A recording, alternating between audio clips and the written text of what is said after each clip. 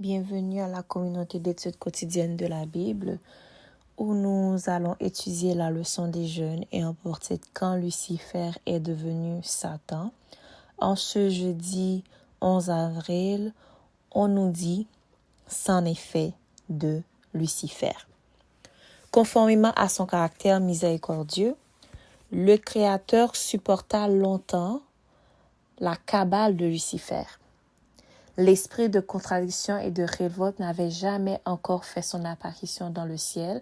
C'était un élément nouveau, étrange, mystérieux, inexplicable, tel qu'on peut le comparer avec un enfant qui fait ses premières crises de colère envers ses parents. Donc, on est toujours surpris de voir ces petits êtres-là qui étaient tout innocents commencer à se révolter contre les règlements, contre les principes. Dans sa compassion pour Lucifer et ses sympathisants, le Créateur s'efforçait encore de les arrêter sur le bord de l'abîme dans lequel ils étaient sur le point de sombrer. Mais déformant cette miséricorde, Lucifer prétendit que la patience divine était une preuve de sa supériorité et indiquait que le roi de l'univers accepterait finalement ses conditions. « Si vous demeurez ferme à mes côtés, dit-il à ses partisans, vous obtiendrez tout ce que vous désirez. » Persistant dans son attitude, il entra résolument en lutte avec son Créateur. En bannissant Satan du ciel, Dieu manifesta sa justice et soutint l'honneur de son trône.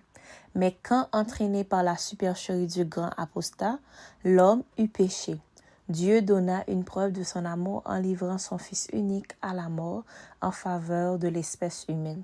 C'est au calvaire que le caractère de Dieu se révéla. La croix prouva à l'univers tout entier que la rébellion de Lucifer n'était nullement imputable au gouvernement de Dieu. Et ma question pour vous, comme piste de réflexion, quelles sont les applications pratiques que vous devez faire dans votre manière d'échanger avec vos amis et dans la manière dont vous les traitez?